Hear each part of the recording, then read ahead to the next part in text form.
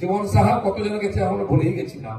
এখন তো লম্বা লিস্ট ডাকা হচ্ছে, খালি শেষে ভাইপো পিসি সবাই যাবে, ওখানে গিয়ে পার্টির মিটিং হবে, ওখান থেকে ভোটে দাঁড়াবে, ওখান থেকে ভাষণ দেবে।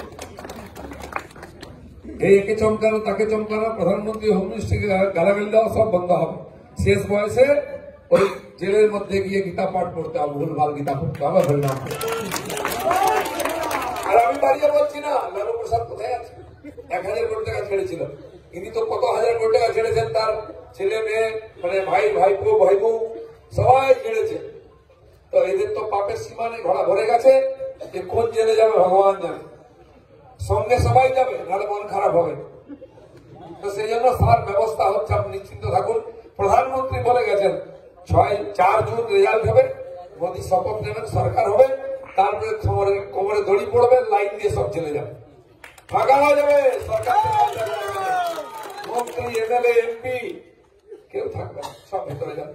আর তাই বলছি, এখানে যারা চামচাগিরি করছে, গা ফুলিয়ে বেড়াচ্ছে, আমাদের কর্মীদের ভয় করাচ্ছে, একটা নাকি বাচ্চা ছেলেকেও পুড়িয়ে মারবে বলেছে, আমাদের পার্টির পতাকা পুড়িয়েছে, এই হচ্ছে পতাকা, দেখুন সেটা পুড়িয়েছে।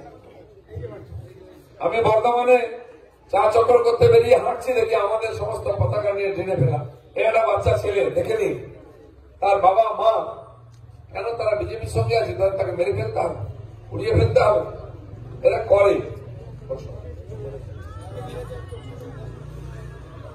বহু লোককে মেরেছে।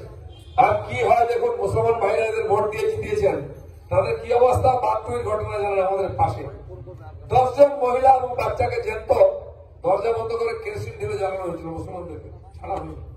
সেটা এরা হচ্ছে অসুর, এরা হচ্ছে দুর্বৃত্ত, এদের সঙ্গে কোনো ভালো ব্যবহার নেই। সবচেয়ে কঠিন সাজা, আর আমি সবচেয়ে কঠিন শব্দ বলি, আমি ঘাবড়াই না। সেটা সময় আসছে, বহু লোক যারা করে খাচ্ছে, ছেড়ে খাচ্ছে, তোলাবাড়ি খাচ্ছে, সব অনাথ হয়ে যাবে, কেউ মাথায় হাত দেওয়ার লোক থাকবে না।